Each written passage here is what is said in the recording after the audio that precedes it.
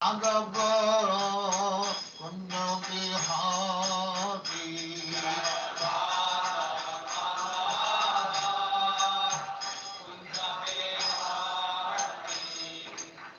Jashodanandana Brajajana Ranjana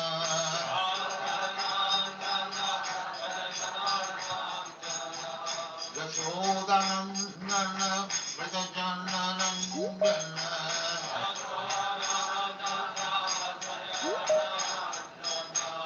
Yamuna Tira Banachari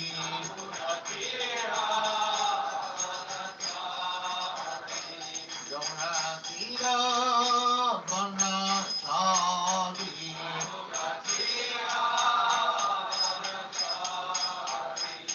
Jaya Radha Madhava Punya Bihari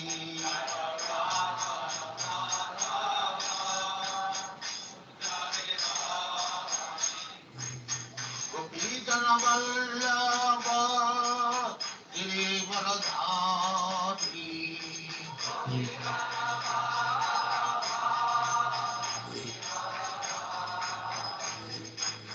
Gopijana Vallabha Girivaradhari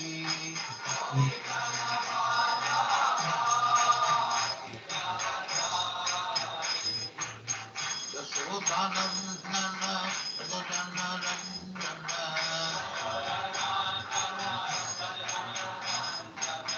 Yashodanandana Brajajana Ranjana Yamuna Tiro Banachari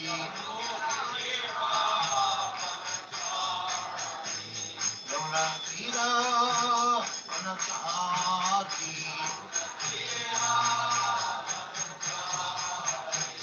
Jaya Radha Madhava Bihari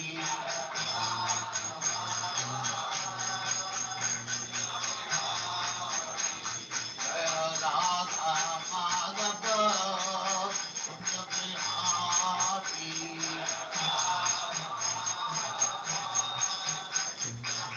Bihari Hare Krishna, everyone. Hare Krishna. Hope all of you are doing well in all respects with all the craziness going on all around us. We are all keeping healthy and safe. And is it the first class in the new year? No, he had one last week, right? So it's not. It's still, yeah, just 1 week away. Okay, so I think we can get started. I believe last time we did until verse 40. Correct me if I'm wrong. So we discussed about how there is no loss or diminution in whatever little advancement one makes in the spiritual path. Unlike other kind of material activities where it is either, either you have gain or loss, right? I mean, there might be some learnings in case of failure, but apart from that, there is no real benefit in regard to whatever goal we are trying to achieve, right? So we can learn from our failures in our material endeavors, but if you don't succeed, it's a failure, right? It's a it's a 0 or 1, right? There is no middle ground in that. But when it comes to spiritual process, there's no loss or diminution. That's what Krishna is guaranteeing. And when one takes up the process again after an accidental fall down or a deviation, one begins from where one had stopped. And so that was the import of this particular verse. And this is part of the larger discussion. So the theme that we discussed last time in the series of verses that I read in the beginning, that theme was Krishna now is focusing on a different set of arguments. Earlier, he presented the analytical study where he's explaining what is the nature of the soul, how it's different from the body, and why one should not lament. So, he's analytically, one should not lament the loss of the body, right?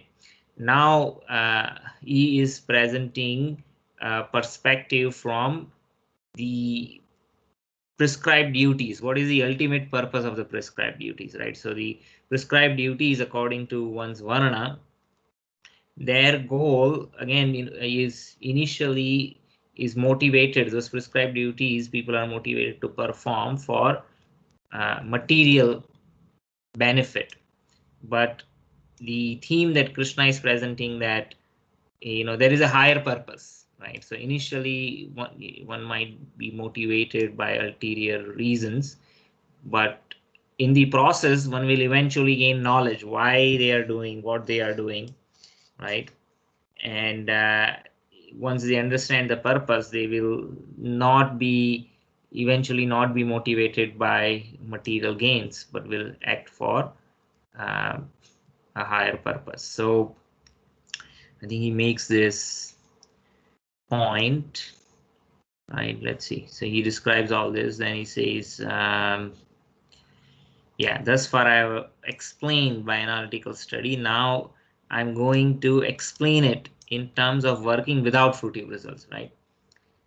So most prescribed duties according to Varna, as I say, people are materially motivated, but Krishna, though he made that argument earlier, what argument did he make? He made that, well, as a Kshatriya you should fight, right? I mean, performance of duty is important, and as a Kshatriya, when you die, either you die on the battlefield, in which you will be elevated to higher planets, right, or heavenly planets.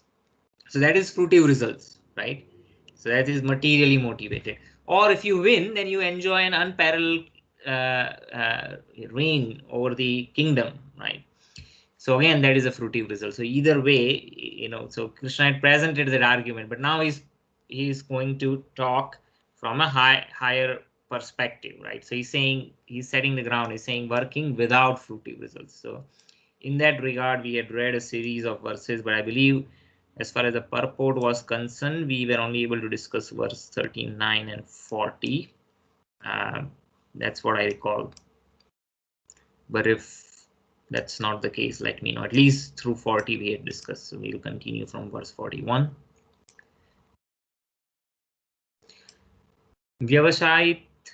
व्यवसायात्मिका बुद्धिर एकेह कुरुनंदन बहुशाखा हि अनंताश्च बुद्धयो avyavasayinam. Those who are on this path are resolute in purpose, and their aim is one. O beloved child of the Kurus, the intelligence of those who are irresolute is many branched. So, in the purport, Srila Prabhupada is mentioning that by strong faith, a strong faith, that by Krishna consciousness one will be elevated to the highest perfection of life. That is called Vyavasayatmika Buddhi. So if you want to break down that word Vyavasaya and Atmika. So Atmika means you are one with something, right? And Vyavasaya is the profession. So one who is dedicated to performing the prescribed duties, not being materially motivated, then one can be fixed, right? He says intelligence is resolute in purpose. How it can be resolute in purpose? When one acts without ulterior motives, right? Otherwise, what will happen that, well, one acts, performs the prescribed duties, but if you don't get the results, then they would give up, right? Or if it is too troublesome, or one is not able to gratify one's senses, like Arjuna, I was saying that even if I win, I won't be able to enjoy.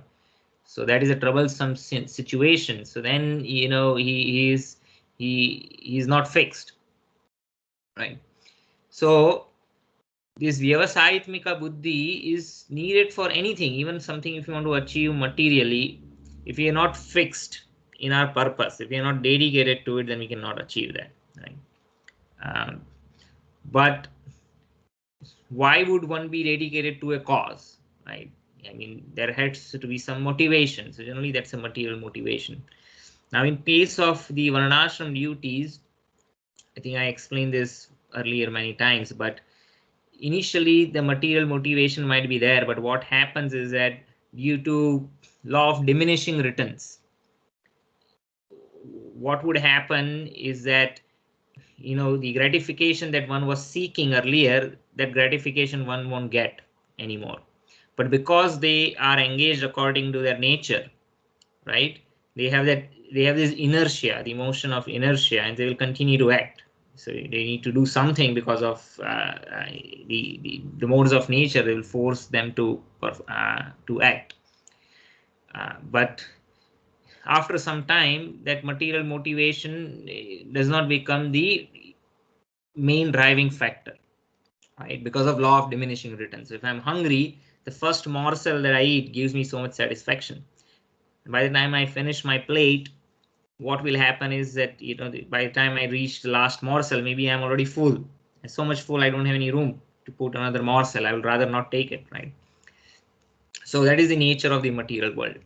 So if one is not engaged according to that nature, what will happen is, in the absence of material motivation, the person will stop acting, right? Because it is neither materially motivated nor the work is aligned to one's nature. One is not impelled to work. I think earlier in the week I had shared this article. It was from Harvard Business Review, and this is the closest I found in human resources management that comes to Krishna's instruction that one should be, you know, it is better to perform your own duty even if you do it imperfectly, because you're doing according to your nature, as opposed to doing somebody else's work and doing it perfectly. So, you know, generally we say that, you know, we should take up a work what is our passion, and that, you know, that's what the saying is. Well, you take up work something that you're passionate about. But that Harvard Business Review, the article, it says that no, you should not take up a profession or an activity according to one's passion, but rather, what was it? One should choose. I think they used a phrase, if I remember it right, something to do with blisters. You have to choose your path in such a way that even if you are suffering, you know, you are still impelled to act on it. Even despite of failures, you don't give up, right? And so that means you are motivated by not by your other passions or something that just interests you. Even if you not like to do it, you still do it because, you know, you're sort of driven to do it.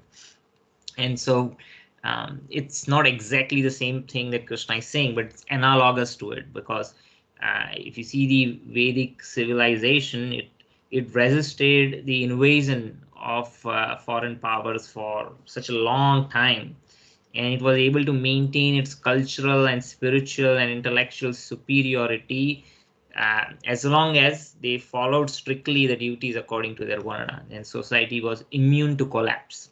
Right? The Kshatriyas, you know, they were not motivated by other reasons. You know, they are real Kshatriyas, and they were able to fight with valor. You know, they were not afraid to, you know, give up their lives. That's just one instance, and same thing with Brahmanas, Vaishyas, Sudras, everyone. You know, they are really driven by their nature. And when one is fixed, that is intelligence. That is called resolute intelligence, right? So by that purification, and by acting, doing one's prescribed duties according to one nature, eventually one cultivates knowledge and they become fixed. And so that is required. So in the purport, Srila Prabhupada is saying that, you know, by and beyond varnashram, again, you know, when one is perfectly purified in all respects, then one is fixed in Krishna consciousness without any deviation, and then by that process one achieves the highest perfection of life. And then there's a quotation from Chaitanya Charitamrita. Shraddha sabde vishwas kahe shudrida nischay, Krishna bhakti koile sarva karma krita hoy. So when one has this firm faith, vishwas, shudrida, fixed, nischay, you know, that strong determination, that by doing Krishna bhakti, that sarva karma krita hoy, you know, all perfection of all activities achieved. So faith means unflinching trust in something sublime. So when we use English language, sometimes the idea is not fully conveyed. It's a translation from Sanskrit, and those translations are not necessarily perfect. And in English language, when we say faith,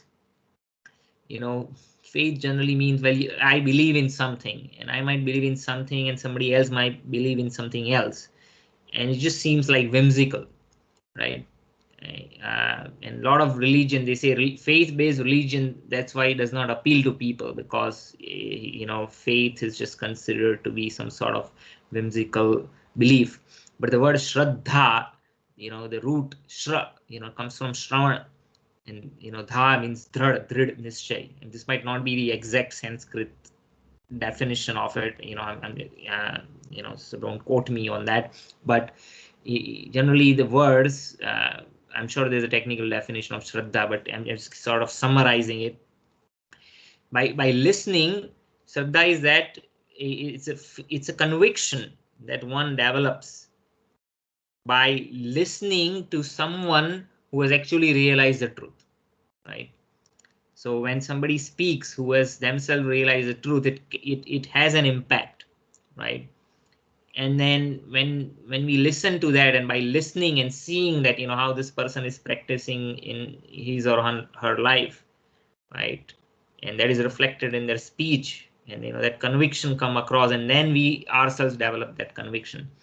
And that principle applies for anything, like that's why if you go to these e-commerce sites, right, Amazon, you buy a product, it has a review 4.5 rating out of 5, and then it's say 20,000 ratings. So you see people have used this product, they have been happy, and so by listening to them who have actually used that product, we get conviction, right? So it's not, so you cannot say exactly, oh, I have faith. It's not, you have faith that this product will work, and that's why you're buying. But what is the basis of that faith?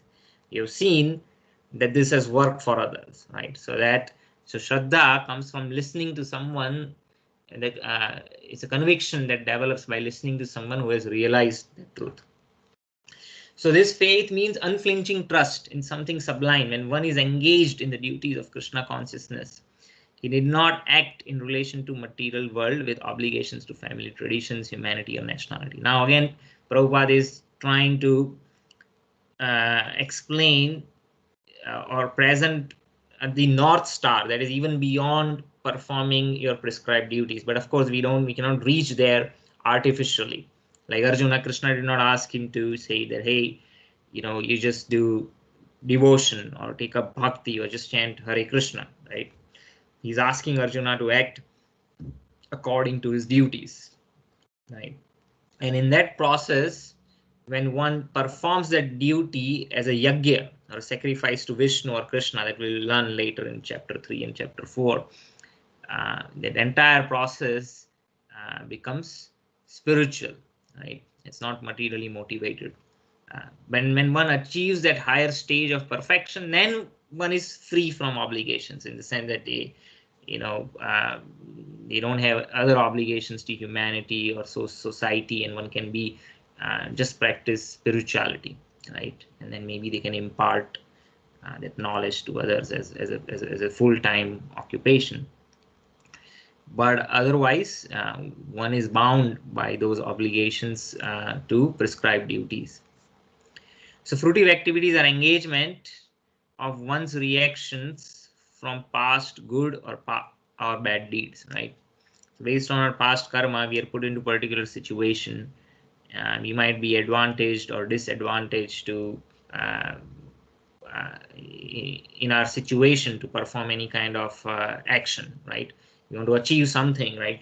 If when we talk about opportunities in employment or in education, that somebody might say that those who are born in a rich, affluent family, they have means and the resources to pursue better education, right? So you can say that, well, why is one put into such more favorable situation? Well, it's reaction of one's past karma. But ultimately, that is in the realm of fruitive activities. when one is awake in Krishna consciousness, he need no longer endeavor for good results in his activities, right? So one still engages in activities, but one is not motivated by good results. Like Bhishma Pitama, like his duty is doing it, and he knows that he cannot expect anything good out of this war, especially when he's acting. He's put in a situation where he has to fight on the behalf of Kauravas, which are not representatives of Dharma. So he's not. He knows that there is nothing good that's going to come out, at least as far as he is concerned. But but he's not motivated by it. It's not that he was necessarily expecting something good. So he said, "This is my duty. I have to do it." Right. So when one is awake in Krishna consciousness, his endeavor is no longer motivated by good results. He's just acting uh, as a with a sense of performing one's duty. So when one is situated in Krishna consciousness, all activities are on absolute plane, right? So absolute means there is no consideration of plus or minus, right? So for instance, in the math, we have this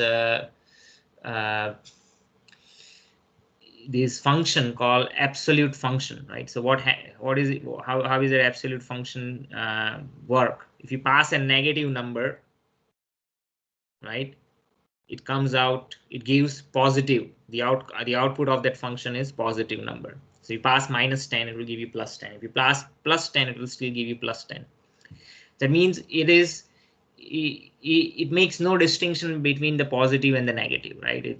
Regardless of whether the input is positive or negative, it still gives a positive result. So same thing, that's what it means to be an absolute plane. That means one is not motivated by the mundane good and mundane bad, right? So that one has overcome the dualities, for they are no longer subject to the dualities of good and bad.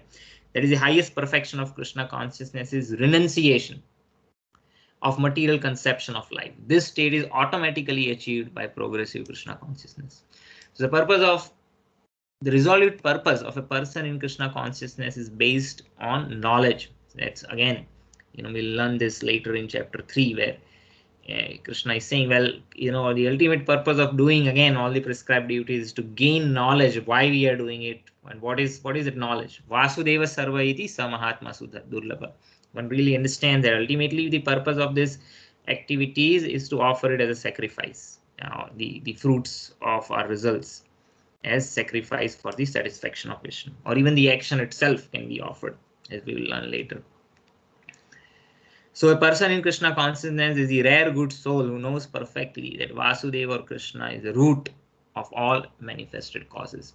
And by watering the root, what happens? Right? So if I'm hungry, the hand has to cooperate with the body. The hand might be feeling weak. In order for the hand to gain energy, the hand has to cooperate and feed the mouth. The mouth has to chew, and when the food goes inside the belly and it digests, the body gets nutrition and everyone is satisfied. But if the hand says, no, I'm going to directly eat the food, right, then it doesn't work like that. So similarly, the tree has to be nurtured by watering the roots. And when the roots are nurtured, the entire plant gets nutrition, and then the flowers, the fruits, and the branches, they all get nutrition as well, right? So similarly, when we understand that the Krishna is the root of all manifested causes, right? Krishna tustam jagat, what is it? Krishna truste jagat trustam, right? So if Krishna is satisfied, then the entire world is satisfied. There is this pastime in Mahabharata where Duryodhan, in order to take revenge on Yudhishthir, he always looking for an opportunity, and the Pandavas are in the forest as a part of their exile. And then Durvasa Muni, he comes to who is known for his anger, right? He gets easily angry. So he comes to Hastinapur, and Duryodhan is able to arrange a very nice feast for him. And then he, as Durvasa Muni is leaving, he says, which way you are heading? He says, okay, I'm going in this direction. I said, well, you will encounter the Pandavas, and they will, they would be a good host and they will take care of you. So he knew that Pandavas are staying in the forest. They don't have the means to feed Durvasa Muni and his thousands of disciples that he had in his entourage. And when they arrive at home of the hut of the Pandavas, and the Draupadi, she had this boon where she had a pot in which she could cook unlimited amount of food, but she could do it only once a day. And so they had already done with their meal for the day, and Durvasa Muni arrives just after that. And now Yudhishthir is a little worried, like what to do, right? Because he knows that Durvasa Muni gets agitated and irritated easily, especially if he's not hosted nicely. So anyway, he says, well, why don't you go to the river and have a bath and refresh yourself. By the time you come, we'll make arrangements. And they were wondering what to do. So meanwhile, Krishna appears in order to save them, and there's only few grains of rice left. And Draupadi says that I don't know how I'm going to feed Durvasa Muni and all the sages, but at least Krishna has come to my heart. I want to offer him something. He just offers few grains, and as soon as Krishna honors that grains, he accepts it. All the Durvasa Muni and all his disciples, they suddenly, as soon as they come out of the river after taking the bath, they feel that they are already satisfied. And they think that, I don't think we are so satisfied that they cannot even have another morsel of food. So they did not realize what actually happened, and say, well, if we go back to Yudhishthir, he would have prepared so much food, and if we don't accept it, it would be a dishonor. So he does not even show up over there. Anyway, so when Krishna is satisfied, everyone is satisfied. It's just one pastime to illustrate that point. Service in Krishna consciousness is, however, best practice under the guidance of a spiritual master who is a bona fide representative of Krishna, who knows the nature of the student and who can guide him to act in Krishna consciousness. So this is Guru Tattva. There is some description of that, how Guru Tattva is a big topic, and there is a detailed discussion about that later in Bhagavad Gita. But here we are getting a glimpse of it. So in order to be well versed in Krishna consciousness, one has to act firmly and obey the representative of Krishna. One should accept the instruction of a bona fide spiritual master as one's mission in life. So here Prabhupada quotes this beautiful verse by Vishwanath Chakravarti Thakur. It says that Yashya prasada bhagavat prasado yashya prasada nagati kutobi. If by satisfying one's guru, the Supreme Personality of Godhead becomes satisfied. And if one is not able to satisfy one's guru, there is no chance of being promoted to the plane of Krishna consciousness. That's how Srila Prabhupada is translating here. But it means nagati kutopi. It means there is no future, or there is no hope for advancement on spiritual path. I should therefore meditate and pray for his mercy 3 times a day and offer my respectful obeisances unto my spiritual master.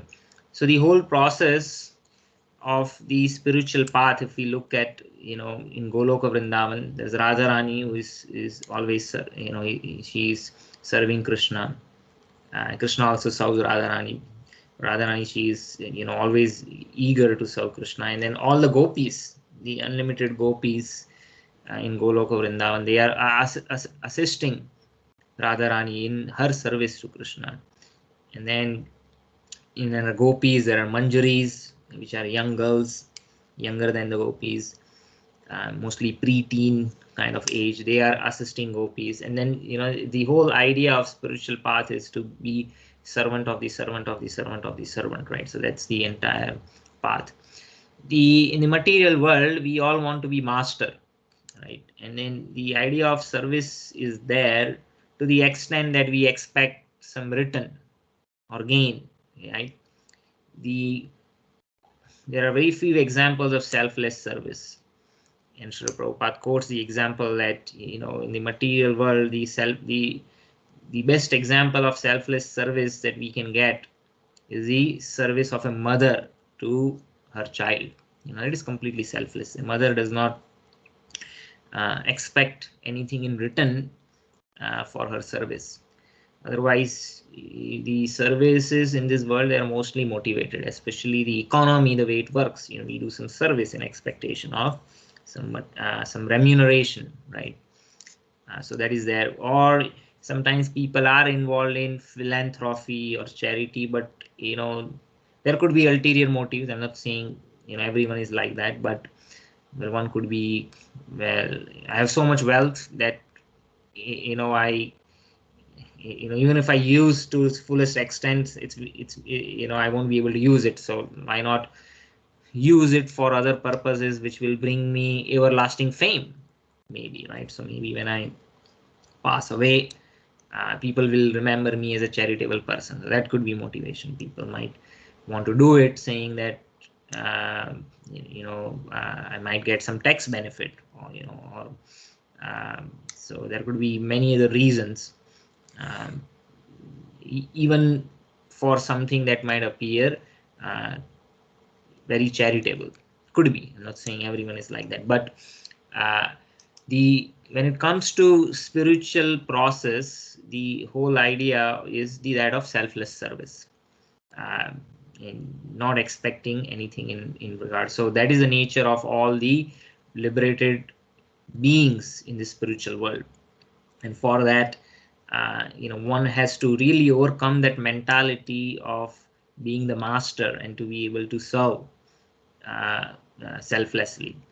And for that purpose, the entire spiritual path is based on the idea of accepting a guru and serving him. Now, one should not whimsically accept a guru for, again, ulterior reasons, to have the prestige that, I have such and such, I'm disciple of such and such guru. One should be very careful in choosing a spiritual master who is, not just a show bottle guru, or just speaks nice words, but one who is actually acting on those principles. Acharya is known by his acharana, by behavior. So that is the qualification of a spiritual master. And so one has to carefully select such an elevated person and then surrender to him, right? Otherwise, surrendering to a bogus person or a rascal is, it's just, one is just wasting one's life, and would be not the best use of one's energy, and would be cheated and would be eventually be frustrated. So the qualification of the spiritual master is must.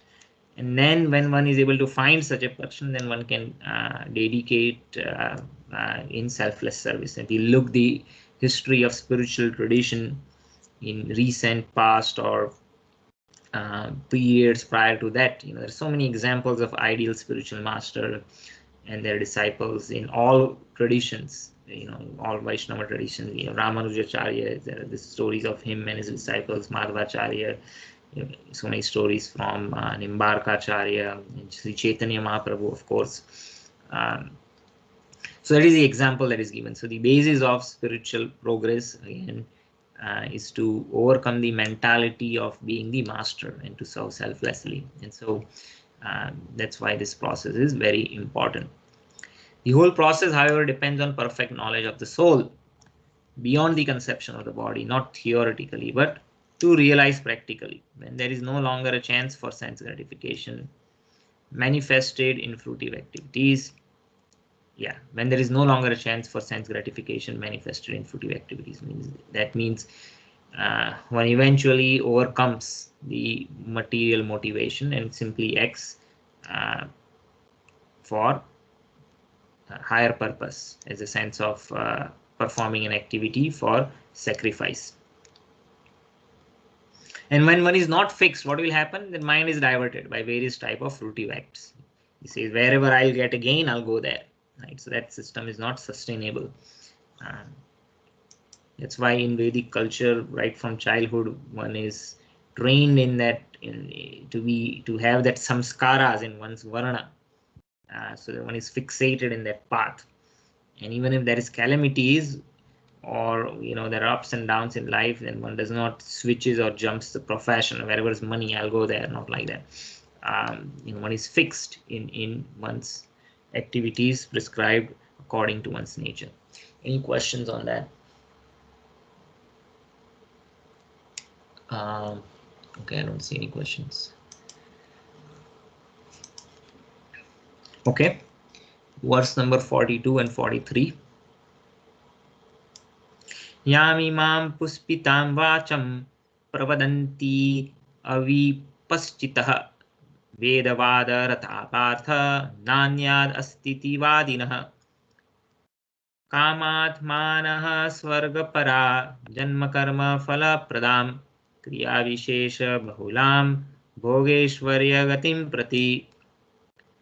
Translation: Men of small knowledge are very much attached to the flowery words of the Vedas, which recommend various fruitive activities for elevation to the heavenly planets, resultant good birth, power, and so forth.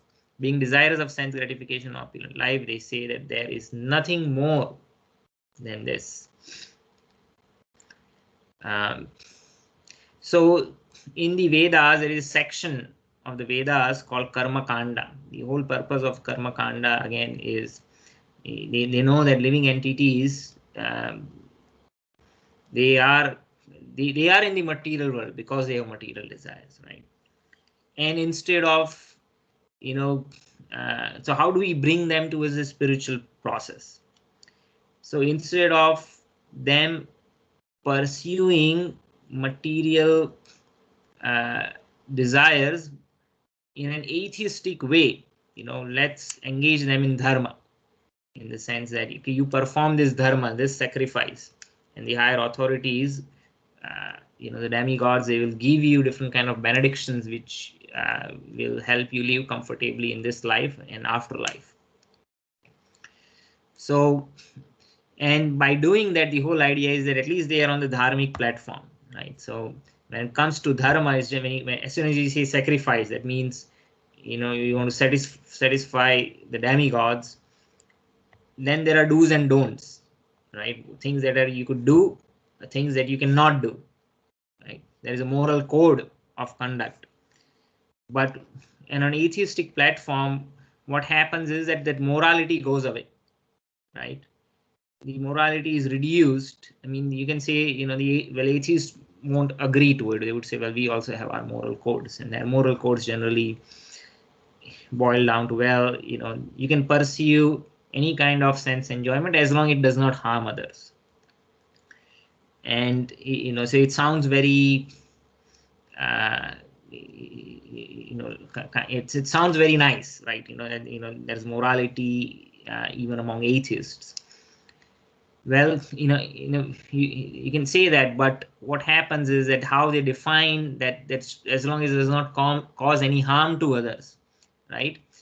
The trick is that it's very difficult to fulfill that. And they might restrict what it means by harm. He says, well, I'm only talking about human beings. That means we can exploit animals, for instance, right?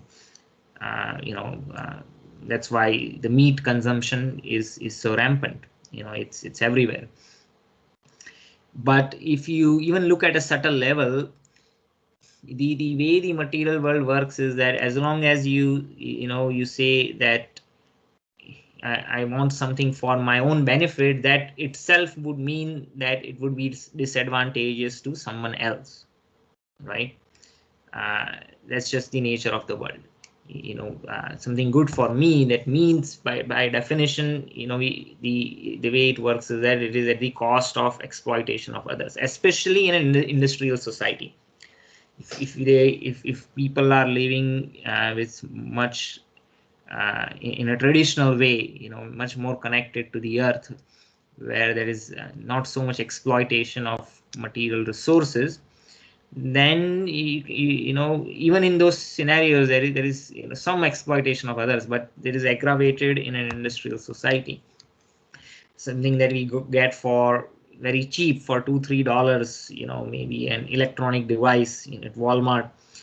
It's cheap for us, but that means somebody else is paying the cost. It means there is labor probably exploited in China, the natural resources, maybe there is not enough regard for the pollutants, how they are treated before they are discharged in the environment. The government is giving a lot of subsidies maybe for all these factories to be set up. It means they are not taxing this big corporation so that their costs come down, and so the production costs come down. That means they can they sell it at relatively cheaper rate. Now, how is that government are giving subsidies? They have to earn money somewhere. That means they will increase taxation, right? So government giving subsidies coming at a cost. They have to make up for it somewhere else, which is through either direct taxation or indirect taxation. The indirect taxation is lottery. That's why the government has monopoly over lotteries, right? So many people buy lottery, and a fraction of that, or even if half of that is given as a prize to the winner, the remaining half the government keeps, and that's why it's an indirect taxation. Anyway, the thing is that there's always someone, what is beneficial to me. I can press a button on Amazon, and within 24 hours I can have something delivered to my home, something that is again not very expensive, but then somebody else is paying price for it.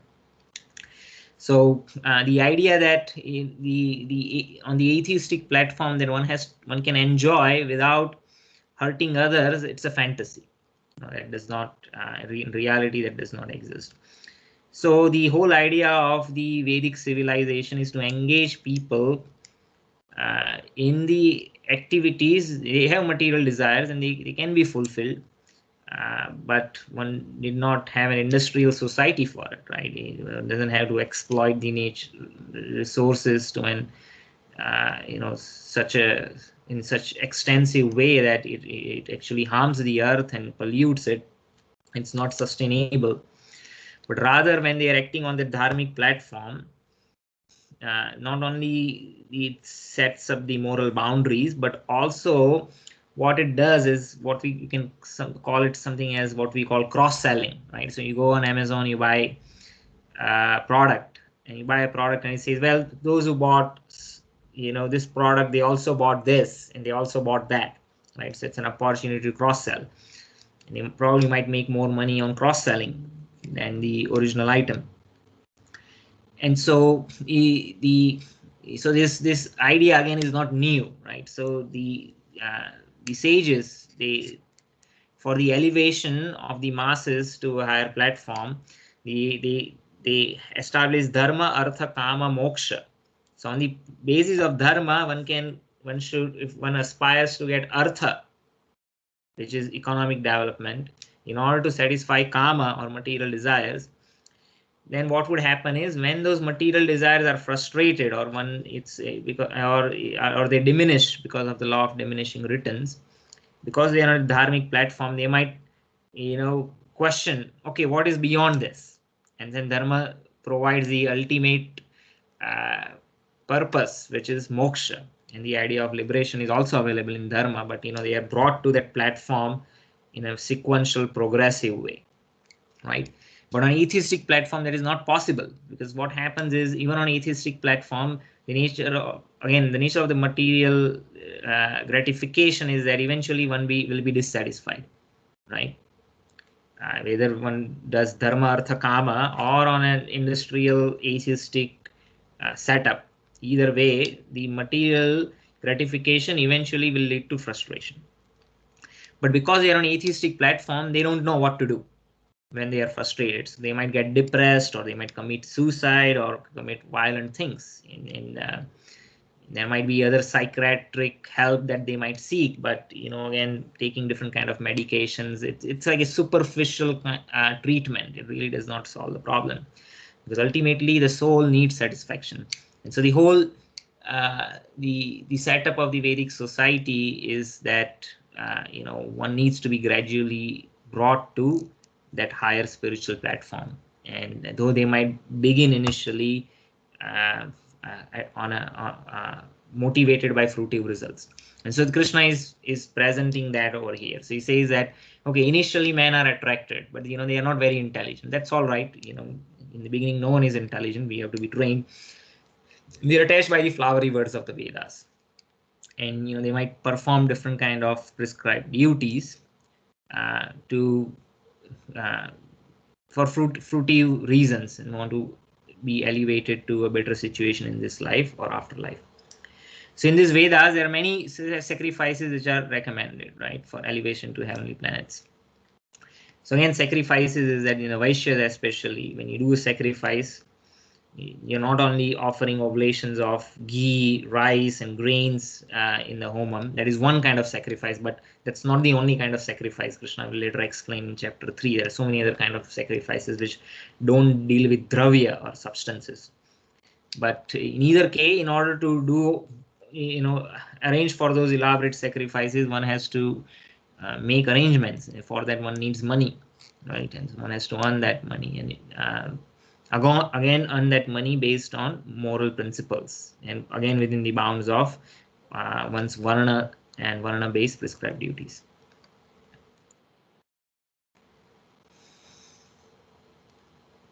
So that is one level of acting. It's not very intelligent, and it is very difficult for, Krishna is saying, it is very difficult for such inexperienced persons to be situated in determined actions for Krishna consciousness. I mean, they are initially not motivated, and even if they have some idea, that's not impelling them. They cannot be fixed in the path of devotion. As fools are attached to the flowers of poisonous tree without knowing the results of such attractions, unenlightened men are similarly attracted by such heavenly opulence and sense enjoyment thereof.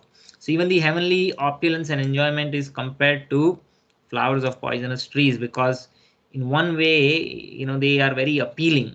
But what happens is even that leads to frustration, right? Even that enjoyment in the heavenly planets. Just the example that I had given in the past is, well, there is anxiety, or there is a lot of hard work in achieving wealth. And when achieves wealth, then there is anxiety that what if I lose it, or my relatives will take it away, in one way or another, or the government might come and take it away through taxation, or by other means, or by confiscation, or the thieves might come and steal it.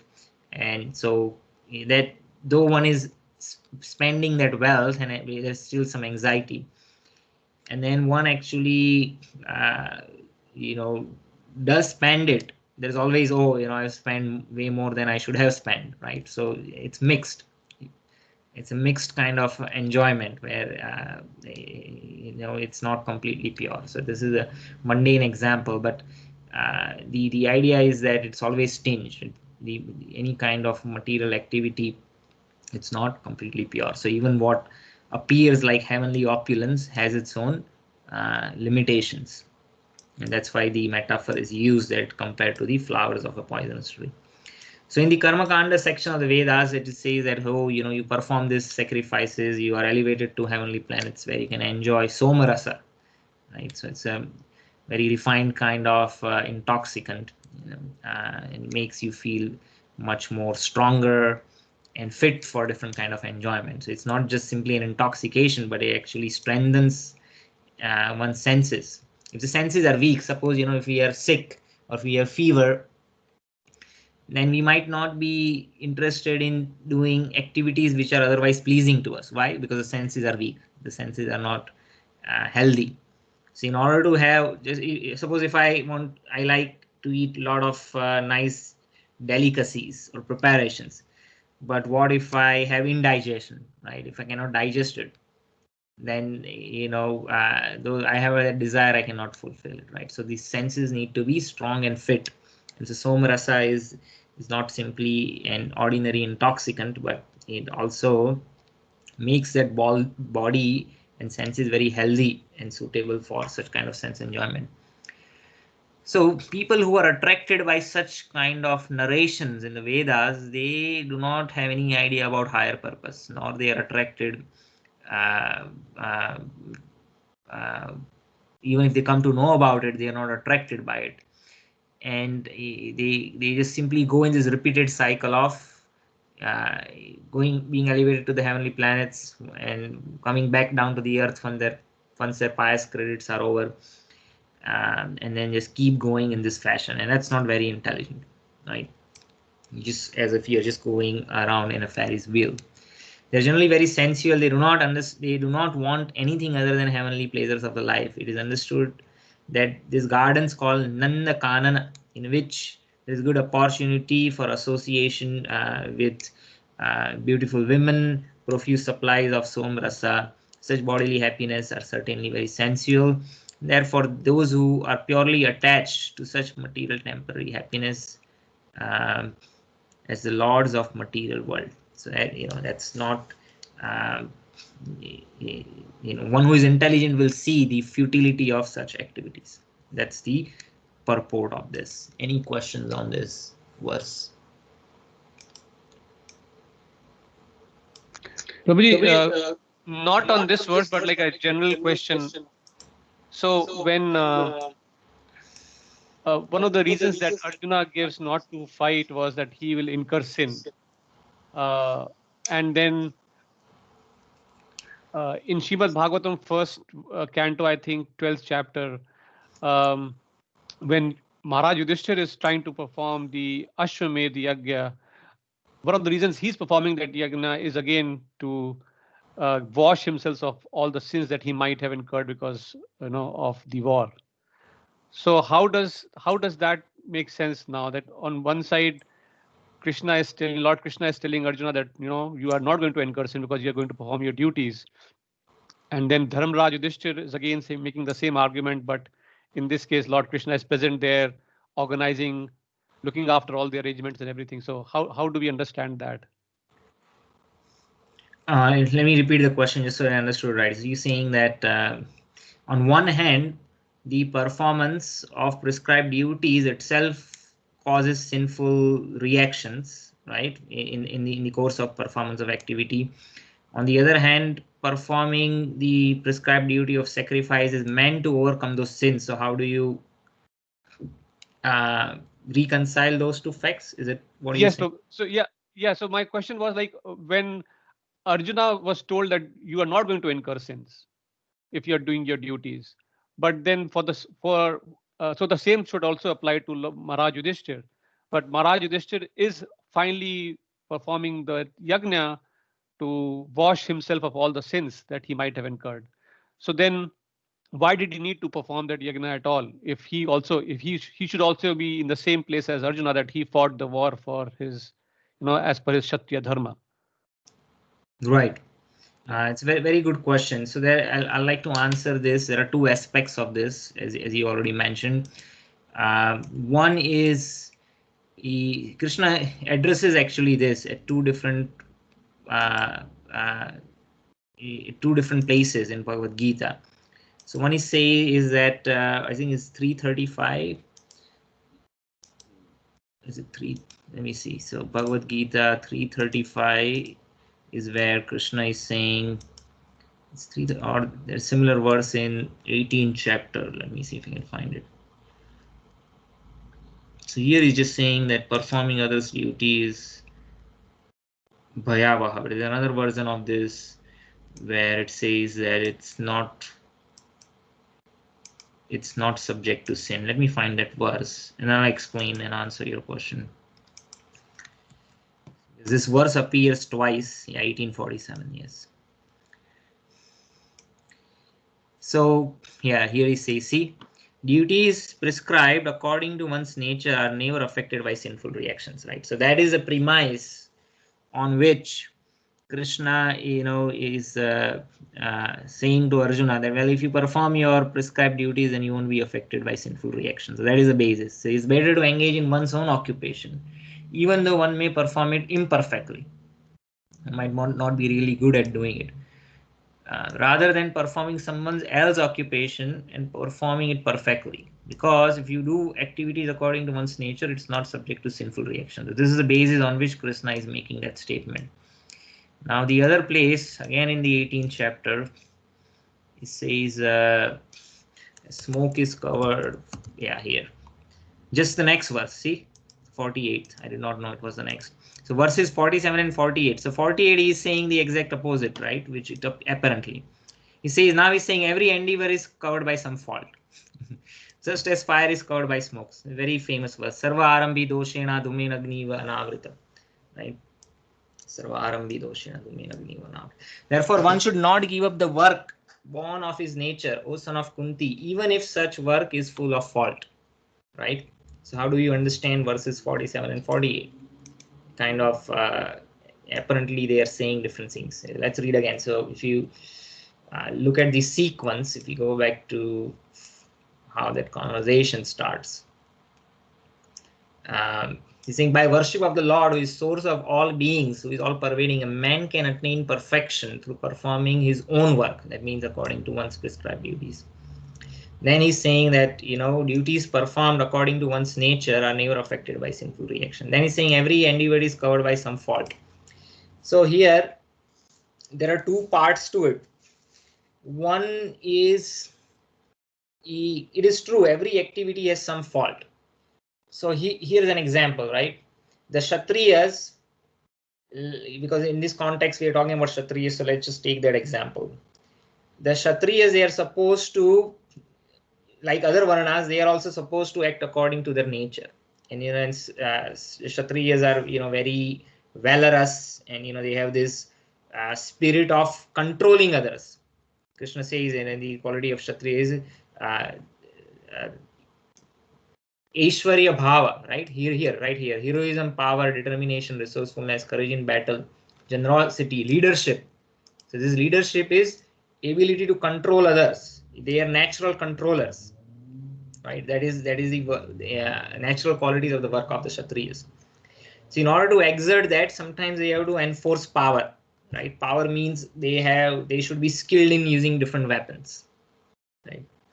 And how can one be skillful in using weapons, right? It's not just that one does training at home, right? I mean, you go to Gurukul, you learn, using the art of fighting. That's one thing. But the real expertise comes when one is actually put into a warlike situation, right? There's a difference between a controlled environment and a real environment, right? That's why when you talk about the US Army, why they are so adept and they are skillful, because they are always engaged in some kind of,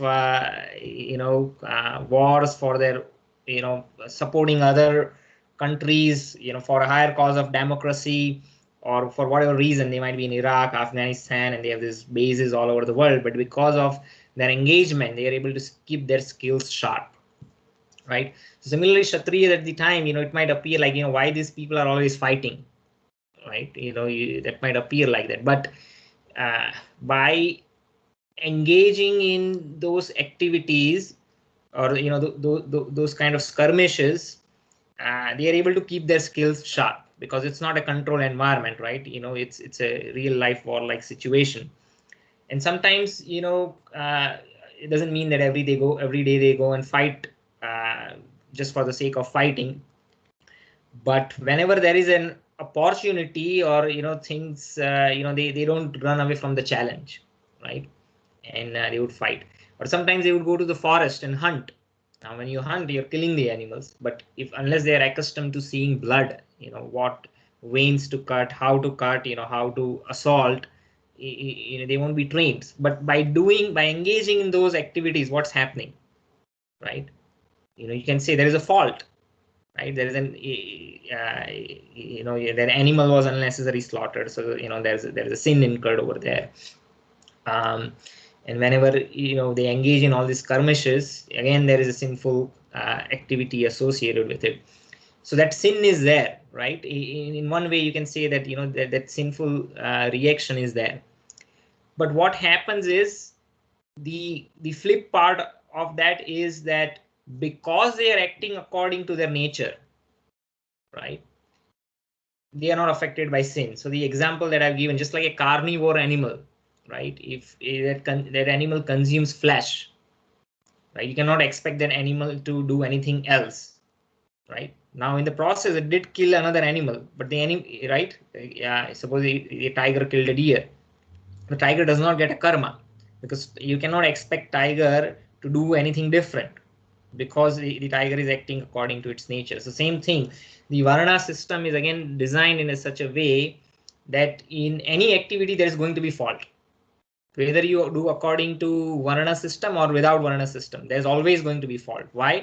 Just as fire is covered by smoke, every endeavor is covered by some fault. That is a universal truth, right? Just like any work you do, there is always pros and cons, right? Like in technology companies, the product manager role, there's always trade-offs. Like you say, I want to do this, then immediate question would be, okay, what's the trade-off? There's always some trade-off. So from that perspective, the fault is there, but because one is engaged according to one's nature, right? It's a minor fault in the sense that it can be easily overcome. Now, so it's not, in that sense, it's not really subjected to a severe reaction, right? You can say either it's minimized or nullified, or something that is within the acceptable, so acceptable in the sense that it will happen. It's inevitable in the course of execution of one duty. Now, even that can be purified when what one is doing, when the results of that activity is one is not using it for their own sense gratification. So first of all, the minor fault is there, right? But why is it minor? Because it is according to one's nature. If you are doing an activity outside of one nature, then the reaction is severe. When one is acting according to one's nature, then that the reaction is not severe. But even that reaction, which is not severe, that minor fault, can be completely nullified because the results of those activity, I am not consuming it directly. I am offering first as a sacrifice, and then I'm taking it as a remnant, right? And so the purification is there. So bhoga, like that's why when we cook food, right? First of all, we offer it to Krishna. Right. Again, it's not like it's a purification. It's not for just so that the food itself is purified, right? But the fact that we again want to really satisfy Krishna, and then in that process, what happens is the outcome of that process is that because these are remnants of the food offered to Krishna, there is no they're not karmically bound. Otherwise, what happens is the consciousness of the cook is transferred to the food, into the food, and then it transferred in the consciousness of the one who consumes it, right? And one is implicated in karma. But when the food is prepared with the intention that I'm cooking it for Krishna's pleasure, and then we offer it, then it's karma free, right? So the same concepts over apply. See, the whole idea of sacrifice again is that one gets completely free from any kind of sinful reaction. And so the Aswamedh or Rajasuya yagya that Yudhishthira was performing is just one kind of yagya, but later we'll learn in 3rd and 4th chapter that there are different kind of yagyas. So the analogy is there fire, and in the fire there are oblations or substances which are offered. But then there are other examples, like you can, in the fire of sense control, one can offer the oblations of desires. So that is also a sacrifice. In this way, different kind of sacrifices are described, as we will learn later. But I hope that answers your question. I think there is another way to look at this, as we will learn later in the 16th chapter, I believe, where the work itself is there are different aspects of the work that are described. So one is, what is the impetus for doing work? The impetus of doing work is that, well, there should be some motivation. Jnanam, gyayam, abhigyata. So jnanam means the knowledge, how to do the work. Gyayam means why you are doing the work, right? What is I'm going to get? And abhigyata is the knower. So the knowledge is important, right? See, knower, the knowledge, and the object of the knowledge. These three comprise the motivation for doing work, right? And when the motivation is fruitive, material, then that work is not fully pure. That work is not, it's not ideal for offering it to the Lord for sacrifice, right? But that's where one has to begin. But when actually one gets the knowledge that, okay, ultimately the work is not for some material gain, but for satisfaction of Vishnu, then that motivation is purified. Then in the next verse, Krishna is explaining what comprises work. So what is the karma sangraha, the work itself is comprised. Once, so impetus is there, now you're working on it. So karanam karta, karanam karma karteti, trividha karma sangraha.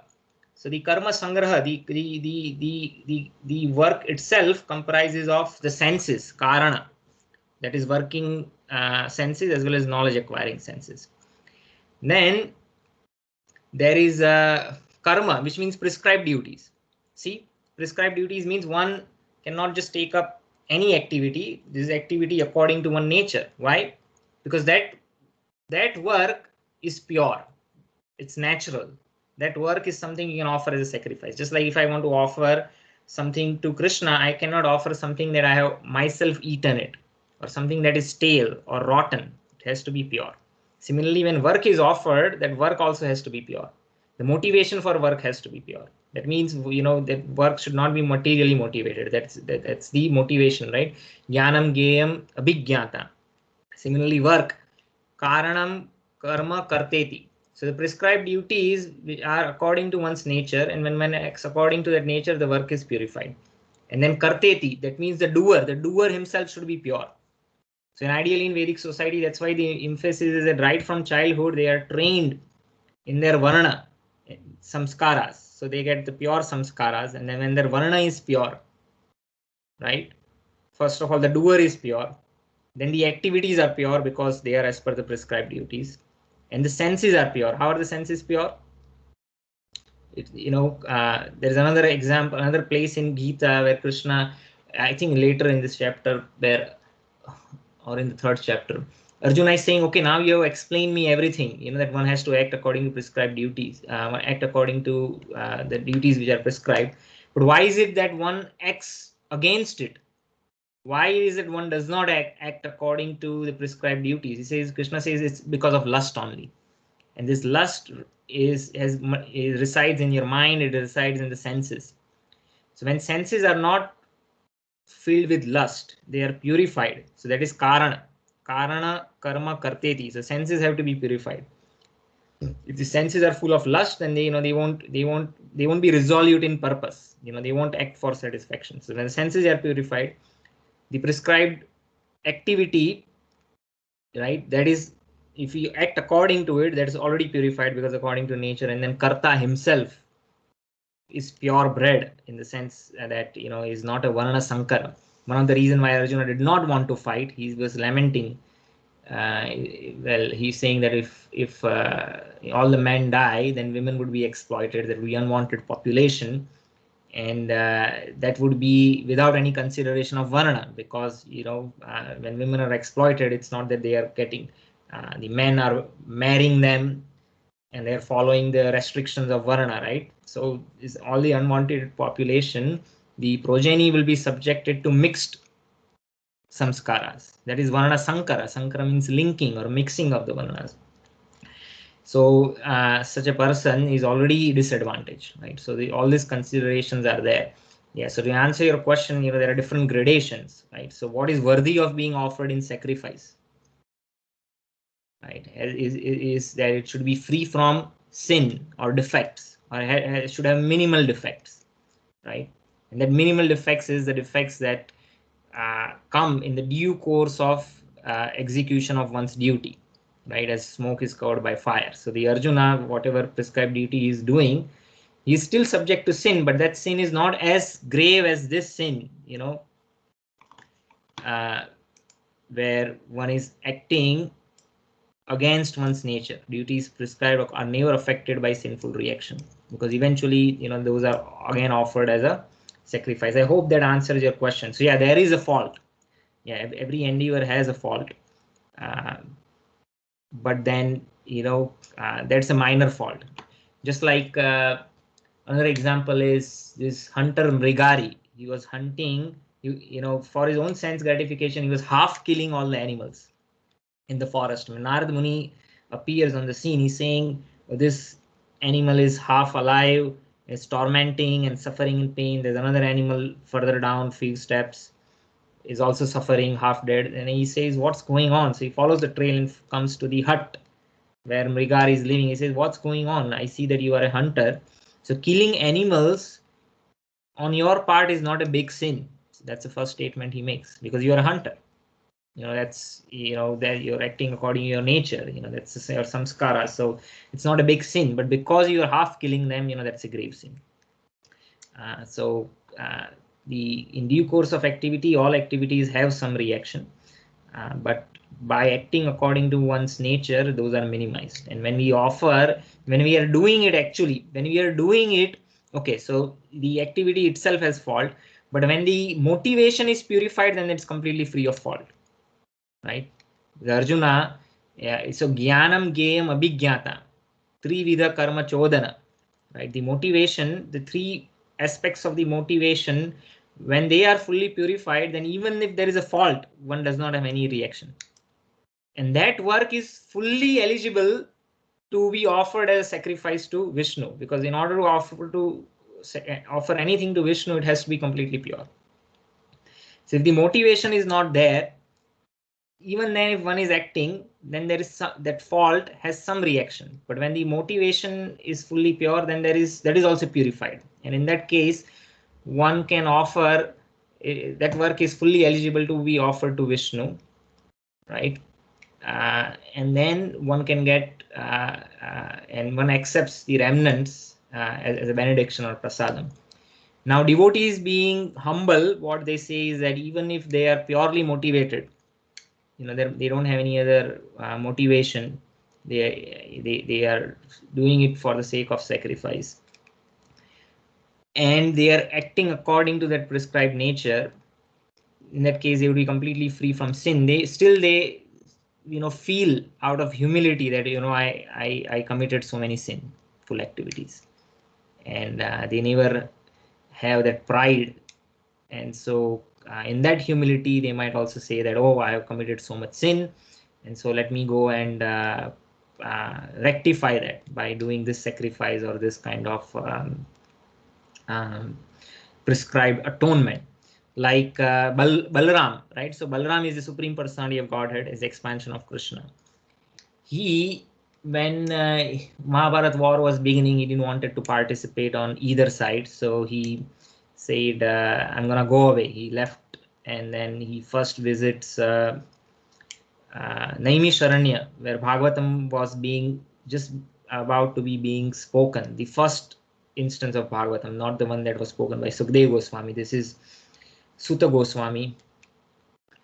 And then Roma Harsana, who was, he's a Brahmana, he's sitting on Vyasasana, he's speaking Srimad Bhagavatam. Lord Balaram arrives, and Lord Balaram is the Supreme Personality of Godhead himself. And everyone bows down to him, but Roma Harsana Sutta does not bow down. And so, well, the Bhagavatam is spoken for Krishna and Balaram, they are the ultimate object of it. So in order to teach him a lesson, not out of envy or anything, Balaram is obviously not affected by it. In order to set a proper example, Balaram, he just takes a blade of the grass, touches the head of Roma Harsana Sutta, and he dies. He kills him. He's for his offense, so that to avoid any future bogus speakers on Bhagavatam to take that position, right? And now after that, the sages, well, they say that, what you did, maybe, not maybe, but, it was right. But, you're still affected by the sin of killing a Brahmana. And, you appeared as a Kshatriya. You killed a Brahmana. So as an atonement, you have to do, they say now you have to go to pilgrimage all over India, which Balaram does, and goes all the way to South India, again comes back, and so that is described. So there are other examples also where Parsuram, right? He was son of a Brahmana, but by samskaras he was Kshatriya. There's a story how that happened. So the Kshatriya, there was no sin in him killing the entire dynasty of Kshatriyas all over the world 21 times, right? He completely annihilated them. And Parshuram himself is a Shakti Aves avatar, right? He's mentioned in one of the Dasa avatars. So again, there is no sin incurred for him. One, because one is himself Shakti Aves avatar. Other is because actually he's a Kshatriya, though he, by samskara, is a Kshatriya, though he appeared in the family of Brahmana. But he, in order to set the example, and in humility, he said, okay, I am a Brahmana, I killed the Kshatriyas. And so he performs austerity and penance and atonement to rectify it. So sometimes, even when one is free of all the faults, externally it might appear that that person is affected by those faults, but because the consciousness is important, why one is in what consciousness one is doing those activities, and that is difficult to prove. Others might not be able to see it. To set that example, and also out of humility, they would just accept that, okay, I did commit a sinful activity, and I'm going to atone for it, right? So I gave you a very long answer to your question, but I hope I addressed the points. Yes, Prabhuji, this was very nicely explained. Thank you. Okay. You're welcome. Any other questions on this before we move on?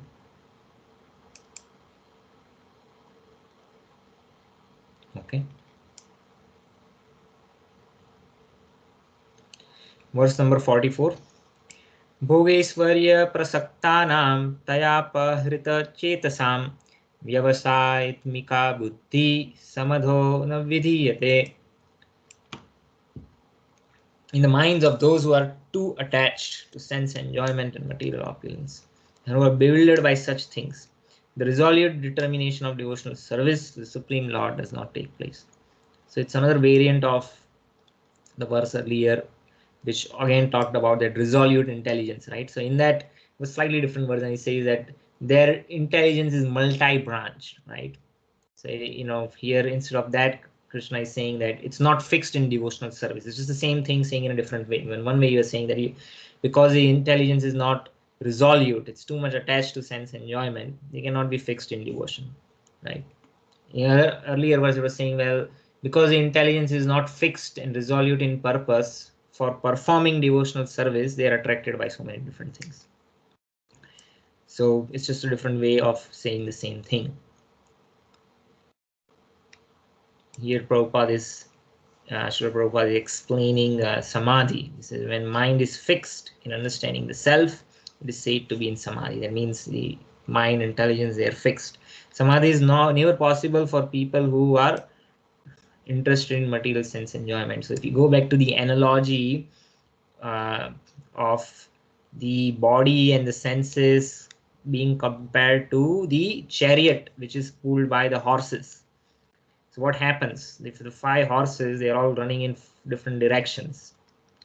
They will eventually end up going in the direction wherever the strongest horse is able to pull, right? Sometimes we are attracted by the impulse of our tongue, and sometimes we are drawn towards the impulse of our nose. Sometimes we are drawn by the impulse of our ears. So at the point in time, whichever impulse is strong, we are impelled in that direction, right?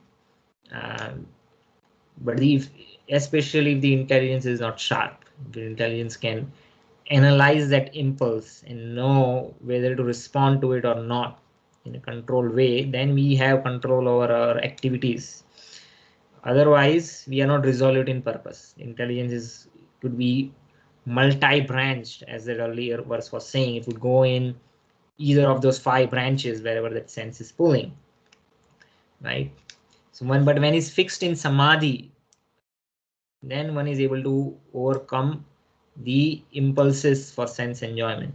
They are not interested in material sense enjoyment. What happens is, now the intelligence being controlled by senses which are lower than the intelligence, it is instead controlled by the soul and the super soul, which are situated higher. Just like the driver, behind the driver is the passenger or the soul, right? If he listens to the soul, then he can control the horses. But if he's no purpose, no direction, and the intelligence is weak, then wherever the horses will pull, the horses are situated lower. They're supposed to be controlled by the driver cannot control it. So same concept applies, that if one is not resolute in purpose, not fixed in samadhi, then one's endeavors are multi-branched, meaning that I might be acting on this today, tomorrow I will act on this, and something else tomorrow. I'm not focused on what I want to achieve. Whichever sense pulls me in whatever direction, I'm pulled. And so that is not an ideal situation for performing, making progress on spiritual path. Any questions on that verse? Verse number 245. Very important verse. Traigunya Vishaya Veda Nistraigunyo Bhavarjuna Nirdvandvo Nitya Satvastho Niryoga Kshema Atmavan. So Vedas, they deal mainly with the subject of the three modes of material nature. Arjuna, become transcendental to these modes of nature. Be free from all the dualities and from all anxieties for gain and safety, and be established in self. So especially Dharma, Artha, Kama section of the Vedas, and to some extent even the Moksha section of the Vedas, is all based on sense enjoyment, in the sense that they deal with what is the subject matter of the three modes of nature. Sattva, Raja, and Tama, in different combinations and proportions and different sequence, they make up everything that exists in the world. And I've explained this in detail in the past, how everything is made up of the modes of nature. And what do the Vedas say? Well, Vedas say how you can navigate this world, how you can navigate to a better destination after this life within this material world, how you can navigate to heavenly planets. This is what you should do. This is what you should not do, so that you don't have to suffer in hellish situations. So the dualities of what you call reward and punishment is the subject matter of the Vedas widely, right? So even different kind of art forms, the Vedangas, Natya Sastra, Sangeet Sastra, or Ayurveda, of course you want to live a healthy life, but people want to live a healthy life so that they can enjoy sense gratification in a better way, right? And of course we are here for that purpose, and so the Vedas are kind enough to provide that. But there is a large section of the Vedas focusing on that. And so Krishna is saying, well, the subject matter of the Vedas is this. If you want the ultimate good, then you have to rise above the dualities. And what is the dualities? The dualities of rewards and punishment, the promises, the flowery language of the Vedas. You should not be attracted by that. And how is that? Well, one has to be, first of all, be free from the anxieties of gain and safety. When is situated in the self, in the higher purpose, then one can transcend those dualities, right? And one can go beyond, and the superficial descriptions of the Vedas, in the sense, what I mean by superficial is that on the surface it appears that well, the purpose of Vedas is just enjoying, which is true, right? As it says, Traigunya Visayo Veda. But in other place, it is also said that Vedescha sarver aham eva vedya. Krishna is saying the purpose of Vedas actually is ultimately to know me. It's not obvious, right? But the eventual goal is that's the only goal for which Vedas are written. But the student is progressively brought to that level. Otherwise, it's people, they cannot make big transition.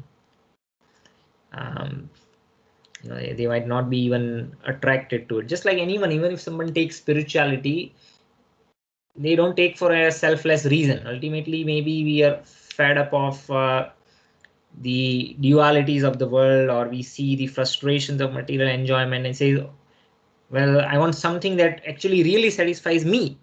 I'm not thinking that what is pleasing to Krishna. That's not the reason I took up the path, right? Ultimately, when I took the path, is spiritual path, is that, okay, how the material means are not able to satisfy me, so I want to explore the spiritual path so that I can be satisfied, right?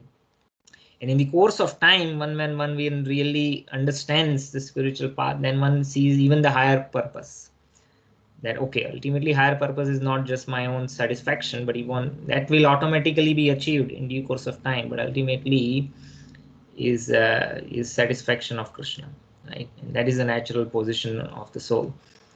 And so, or to know Krishna, right? So it is Vedescha sarve raham eva vedya. Ultimate purpose of Vedas is to know Krishna. but it's not obvious.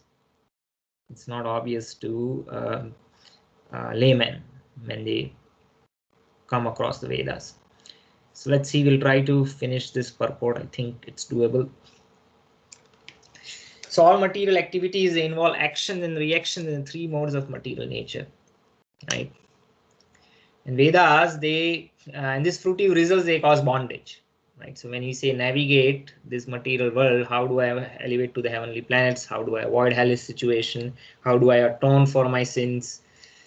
So different kind of bondages that accrue, and how do I come over those bondages, right? Not in the sense of being fully liberated, but especially, nobody wants to overcome the good bondage, in the sense that the kind of elevation to heavenly kingdoms or other kind of opulences, that bondage no one wants to overcome. You want to overcome the sinful reactions. So that is not overcoming dualities, right? So the Vedas, they deal with these fruitive activities, how to gradually elevate the general public from the field of sense gratification to the position of transcendental plane, right? So that's cross-selling, in the sense that, okay, ultimately, even you coming here for sense gratification, hopefully you will be able to cross-sell you the higher purpose, right? Because on the, as I said, on the atheistic platform, when one is frustrated, we don't have any chance of cross-selling the higher purpose. People generally end up in depression, suicide, and other kind of lower engagements. So Arjuna, as a student and friend of Krishna, advised to raise himself to the transcendental philosophy of the Vedanta, beginning with Brahma Jignasha. Why I am here? Atatho Brahma Jigyasu. Right? Why I am here? Who am I? What is the purpose of life? That is the real beginning of human life. Or human life. All living entities who are in the material world, they are struggling very hard for existence, right? At any point in time, there is struggle for maintaining one's body. There is always a danger of being attacked, different kind of enemies, and it's at a personal level or at a society level. Right now, United States is shocked. After almost 245 years of being the world's oldest democracy, there is an assault on the foundation of the country itself. So there are different kind of anxieties at a personal level, at a societal level, at an administration level. So there is a hard struggle for existence. For them, the Lord, after creation of material world, gave the Vedic wisdom, advising how we should live simply, right? And for that living simply and healthily, Ayurveda is there, right? So that medicinal science is given. How one can later will learn. Krishna says that living beings subside on grains. For grains, you need rain. Rain comes by performing sacrifice. Sacrifice is based on prescribed duties. Prescribed duties are elaborated in the Vedas. Vedas come from me, and so in this way, I am the foundation of everything, right? So by the arrangement of nature, everything to live healthily and nicely, and to even fulfill our material desires, is provided by the arrangement of the Lord. That is already there. So Lord, after creation, has given everything. He's provided the Vedic wisdom how we should live. And not only that, and how we should get rid of material entanglement. So that is the ultimate higher purpose. When the activities of sense gratification, namely karma kanda, are finished, then there is a chance for spiritual realization, right? Because unless one is frustrated, one is not really attracted by the higher purpose, which is offered in the Upanishads, which are different from the Vedas. So Bhagavad Gita is also known as Gita Upanishad, or because it's serving that higher purpose, or else it's also known as the fifth Veda. It's part of Mahabharata. So these Upanishads, they are the beginning of transcendental life, right? So these Upanishads, they are actually commentaries on the Vedas, and they're giving you the real purpose of the Vedas. But otherwise, if you read just the Vedas, the Samaveda, Riga, Yajura, these sacrifices, they're all just describing how different kind of sacrifices we performed and how we can be happy in this life materially and the next life. But the real beginning of transcendental life is looking into the Upanishads. So the Vedanta Sutras, they are aphorisms, chosen aphorisms from the Upanishads, which provide the essence of everything, the ultimate purpose of the Vedas. So as long as the material body exists, there are actions and reactions in the modes of nature. One has to learn tolerance in the face of the dualities such as happiness, distress, cold, warmth. And by tolerating such dualities, one becomes free from all the anxieties regarding gain and loss. So this transcendental position can be achieved by full Krishna consciousness, when one is fully dependent on the goodwill of Krishna. So that's the sum and substance of this verse. And then at verse 45, I think is a good point to take a break, and we can continue from next session. If anyone has any questions, comments, you can bring it forward right now.